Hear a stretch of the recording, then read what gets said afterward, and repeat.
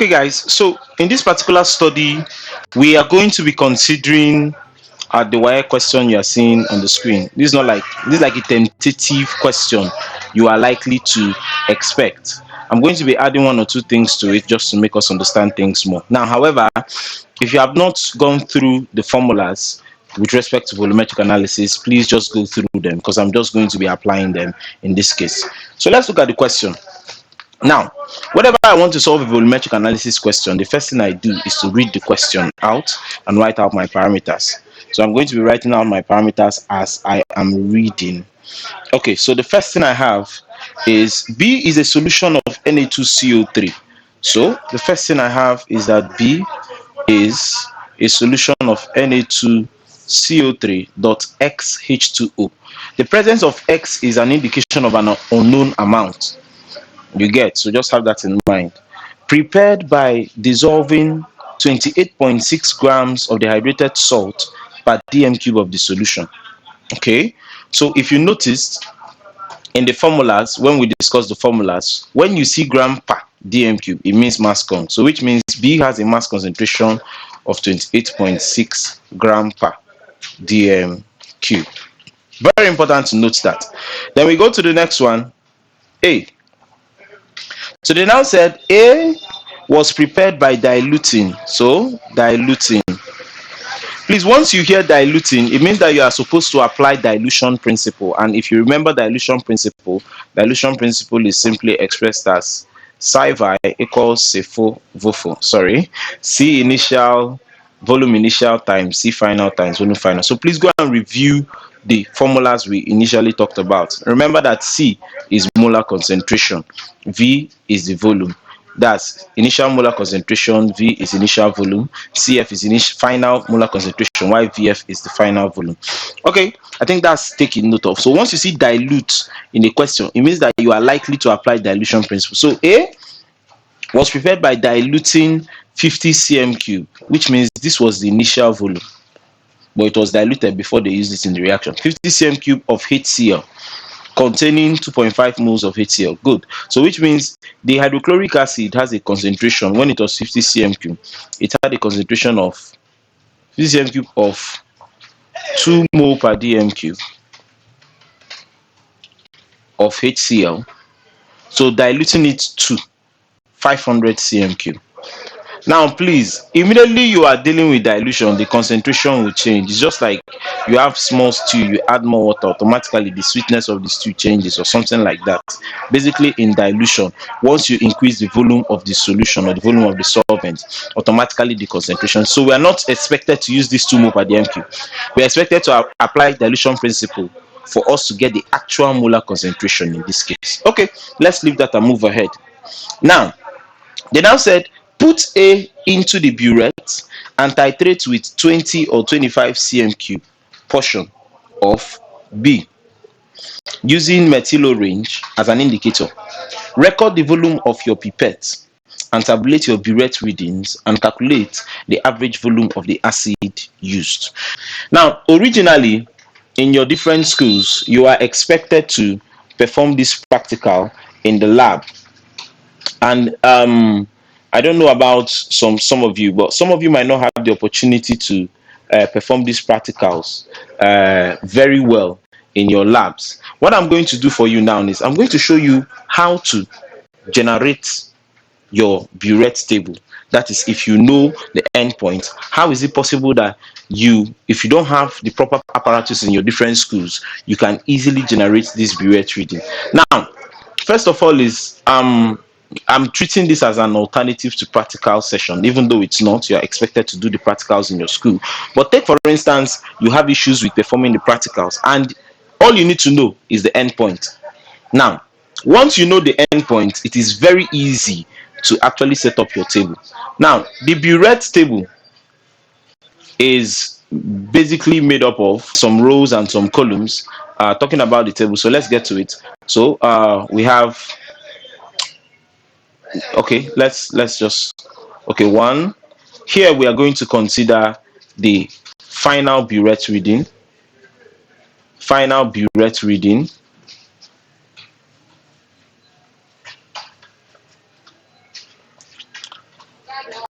Then after the final burette reading, we're going to have our initial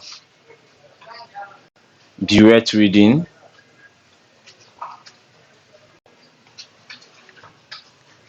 Before we now have the last part of the table, which is the volume of acid used. So you have that. That's basically the first part of the table. Now, the other part of the table is what shows the number of titrations you performed. It is advised to perform at least 3. You get. So we're going to have 3. So we're going to have the first titration.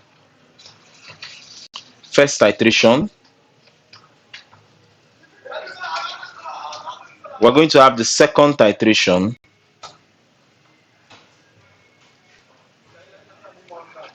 And then we're going to have the third titration.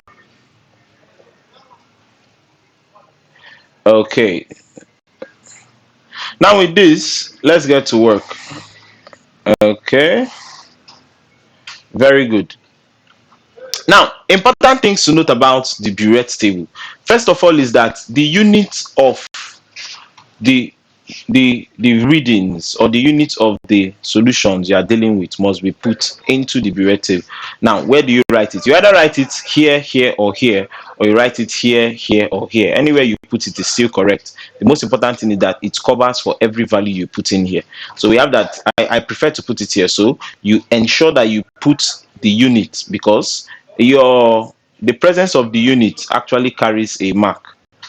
Not a mark per se, but I think it's about 2 marks or thereabout. The fact that you have the units represented properly, it actually gives you about 2 marks or thereabout for this table. This table is about 5 to 7 marks.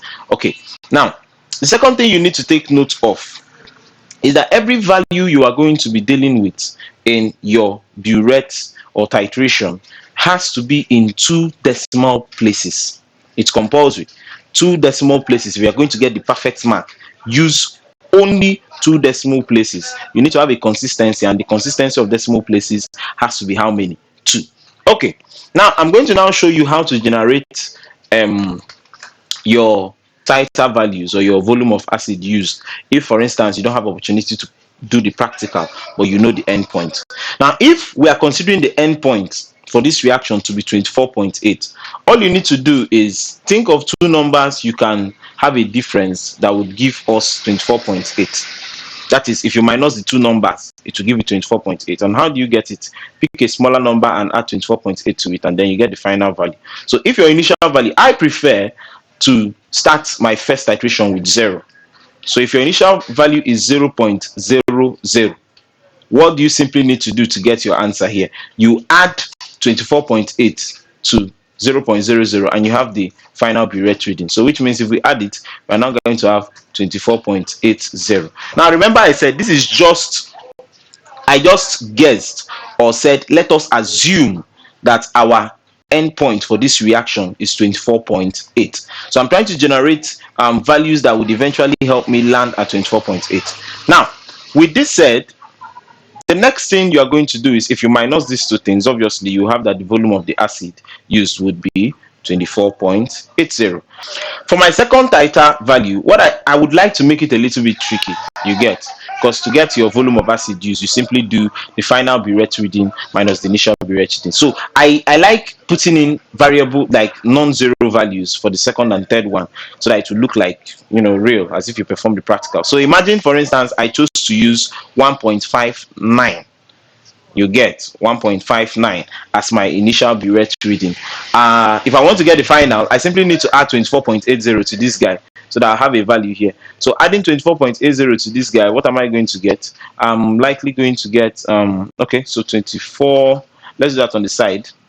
24.80 plus 1.59, that's 9. This is like 13. That's 26. So this is going to be 26.39.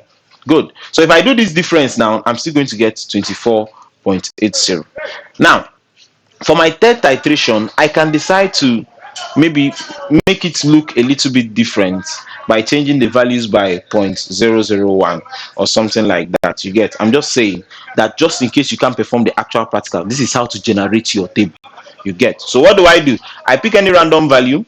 Let's say I use 5.60 this time around.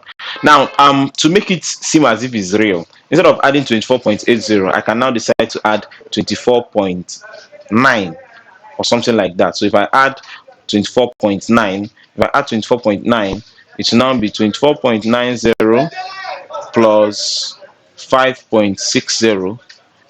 What do I have here? 0, 5, 1, 0, 3. So that's like 30.50. So 30.50. And when I do this, what I'm going to get in this case will now be 24.90. Now, the values must not always be the same thing. You get? I just added a different number here to spice it up so it looks somehow different. Eventually, when I add everything up, I'm going to get an approximate value of 24.8 to 24.9. You get? So with that said, the rules that I followed in this table. Number one, 2 decimal places. That's the first rule. The second rule is my units are there, and then I used at least 3 theta values basically. Now, when you are asked to find the volume of the acid, the average volume, I'll use abbreviations for that. Average volume of acid used. It's quite simple. Just add all the theta values. It is usually advised to add the ones that are closest. 24.8 and 24.9 are very close. That's why I used what I did what I did, so that it will be very close. So if I add these 3 values now, what I'm going to have is 24.8 plus 24.80 plus 24.90, all divided by, now the number of values you add is the number you're going to use to divide. So I'm dividing everything by 3. And remember that this is in cm3. Please do not forget to put your units, because these units actually have marks. You get? So indicate your units, which is for everybody. Now, when I do this now, I'm going to have my average volume of acid used will now be simply equals, that should be 24.83 or something like that cm cube, and that's basically the answer. So I can use this as the average volume of the acid. So in this particular video, I just established how you can generate the table without performing the practicals necessarily once you know the endpoints, and then how to solve it, and then the different principles that must be applied to ensure that you get your complete mark in a burette table. Okay, I think having resolved that, we can now move ahead to solve the question. Now, we've gotten the average volume of acid used, in this case, average volume of A used in the solution, and the answer is 24.83, which is very good. Also, in your filling of your paper, it's important to choose or use one of the burette right, indicate the value or the volume of the pipette. They said 20 or 25. If in your school you are using 20 cm cube, use 20 cm cube as your pipette value. If in your school you are using 25, use 25. But I advise, in most cases, if you are dealing with an alternative to practical question, just use 25. You get? So let's get to work. So from our burette reading and what we discussed with respect to the burette table, we found out that the volume of the acid that was titrated, average volume, is 24.83 cm cube. So I like writing my parameters out. It makes it easier for me to solve. Okay, remember that it was titrated against 25 cm cube. Now, if in your school you are using 20 cm cube, then use 20 cm cube. But if it's 25, use 25. In this case, I'm assuming that 25 was used. You get? Remember, I did not perform this practical. This is more like an alternative to practical session instead of the actual one. Now let's get to work. The question now says, from your results and the information given, calculate the concentration of A in mole per dm cube. Okay, I think we're going to start solving. So that's the first thing. Let's remove this question so that we can be able to solve. So they said we should first calculate the concentration of A in mole per dm cube.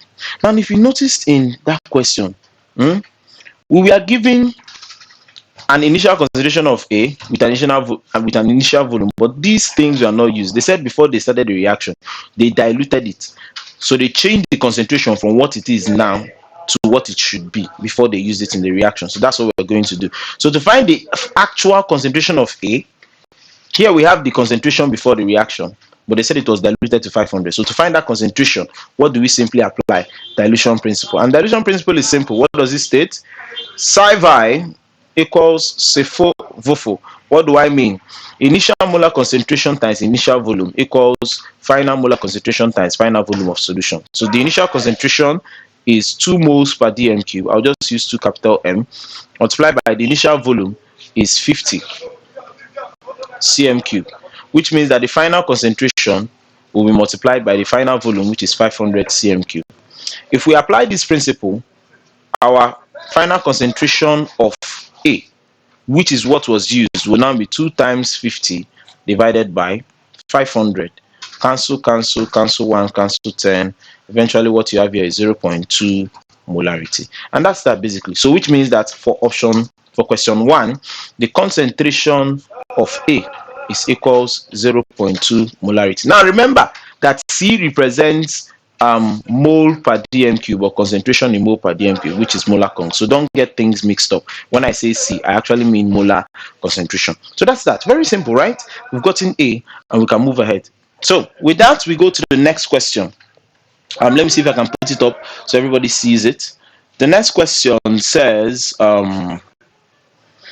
okay, so let me just kind of expand it somehow. Okay, so the next question says, the concentration of B in mole per dm cube. Okay, we can solve this. We should find the concentration of B in mole per dm cube. Okay, let's get to solve this. I'm going to take the question out so we can be able to solve. Now, if you look at the screen, what I do, as I said, is I look at my parameters and see if I can use it to solve it. If you look at B, I have a mass concentration for B. And can I use that mass concentration to find the molar conc? Let's find out. Okay, so the different formulas for finding molar concentration, as we got from the initial study, is molar concentration, that's concentration in mole per dm cube, is number of moles over volume in dm cube. You can also have the molar concentration is number of moles times 1000 all over volume in cm cube. You can also have the concentration is mass over molar mass times 1 over volume in dm cube. And then you can also have that concentration is mass over molar mass times 1000 all over volume in cm cube. Now there is another formula which relates mass conc to molar conc, and that is molar conc is equals mass conc all over molar mass. Now let's see which of the formulas we are going to use. We can't use this one. Why? Because we don't have the number of moles. We can't use this one too for the same reason. We can't use this one. Why can't we use this one for B? Remember that B is Na2CO3.XH2O, which means you can't find the molar mass by adding these things. Automatically, anywhere you have molar mass, it means that you cannot use that formula for molar concentration. Why? You cannot find the molar mass because you don't know what X is. So with that, it means that we are going to have to take a different approach. What is the different approach? If I have a concentration of an acid, I can use it to find the concentration of a base using that interrelationship. If I have a concentration of an acid, I can use it to find the concentration of a base using a very simple formula which was stated initially. And what is that formula giving us? Kava equals na all over sebo vobo mbo. The point is CAVA equals Na all over CBVB over NB. So that's that basically. Remember that Ca is the molar concentration of the acid, Va is the titrated volume of the acid, Na is the number of moles of the acid in the balanced equation, Cb is the molar concentration of the base, and this is the titrated volume of the base and the number of moles of base in balanced equation. So let's write an equation. The equation is actually in the question, if I'm not mistaken. Yes, it should be represented in the question. But let's just write it out. Now, this is the question for the reaction. Now, you would definitely, or in most cases, be given the equation, so you don't have to bother about balancing and all what's not. Most times, you are going to be given the equation for the reaction. Here we have 2HCl reacting to give NaCl. That should be like 2. plus H2O, H2O, like X plus 1, H2O plus CO2. I presume everybody should note that a carbonate salt reacting with an acid will give a salt water and CO2 gas. It's like a constant. So if we are looking at the number of moles of the base, or B, is 1 mole in this balanced equation. So NB is equals 1, Na is equals 2.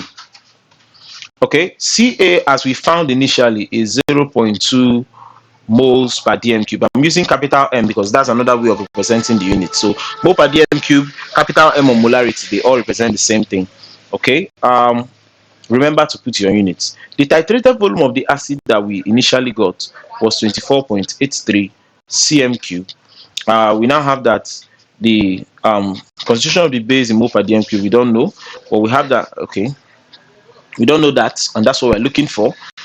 The volume of the base, I use 25 cm cube.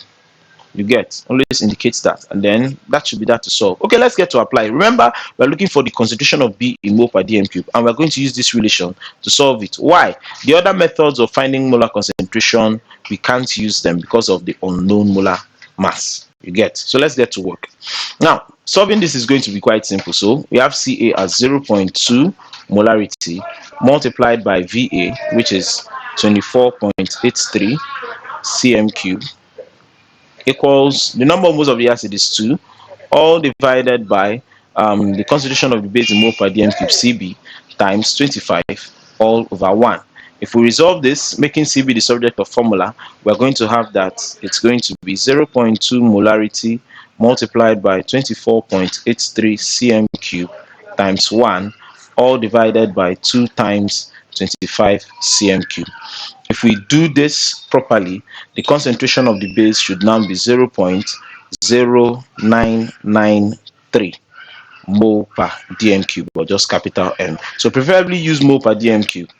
You get, because some of you guys, some of the people that might be marking might not really get this. So just have that in mind. Now, what we just got is the molar concentration of the base, and that's that basically using this relation. So with that said, I hope this is properly understood. If you have questions, you can put it out in the comment section. It's going to be responded to with time. Let's move ahead of this. Now, having established this, we've answered the first and the second one. Now let's go to the third question. Before we go to the third question, I just want us to attempt doing this or resolving this. Let's now find the molar mass. How do we find the molar mass? So let's try looking for the molar mass of. So that's my own question. Find the molar mass of Na2CO3.XH2O. So normally, the number of moles, the molar mass is actually found by adding the individual atomic masses. We have Na as 23, C as 12, O as 16, H as 1. So when you add the individual atomic masses, you should get the molar mass. But then we don't know what X is, so we can't add because we don't know what X is. So how else can we find the molar mass? If you throw back memory to the formulas we gave us initially, we told us that molar mass is equals mass concentration of the substance divided by the molar conc. And for solution B, we have the mass concentration. How do we have the mass concentration? It was given in the question, literally. So we can actually go back and review that to confirm what I was saying. It was literally given. So the question started with B is a solution of Na2CO3.XH2O prepared by dissolving 28.6 gram of the hydrated salt per dm cube of the solution. So when you're looking at the mass per dm cube, that's the mass concentration basically. So with that said, the mass conc of B is 28.6 gram per dm cube, and you have that. Okay, then we talk about the molar conc. Molar conc of B is what we just found in the earlier question, and it was given as 0.0993 molarity. Now, it's important to note that whenever you are solving things in volumetric analysis, if it is a 0.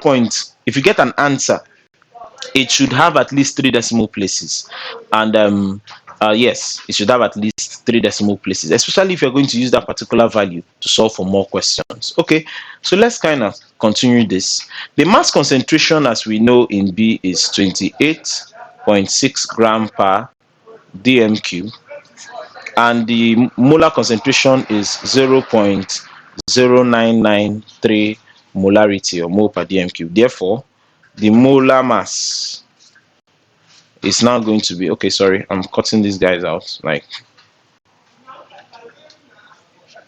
okay, so the molar mass is now going to be this divided by this.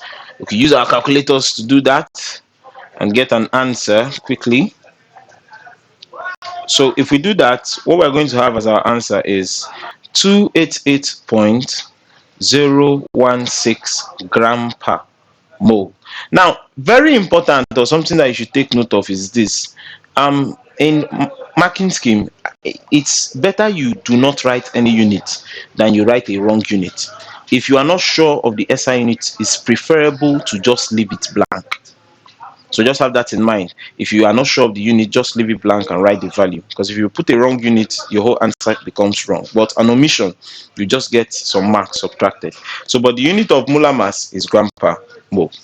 Having said that, I think we can now go to the next question. So which means that the molar mass of Na2CO3 is equals 288.016 gram per mole. What this practically means is, if you add all these things, the individual atomic masses, what it is going to sum up to give you is 288.016 gram per mole.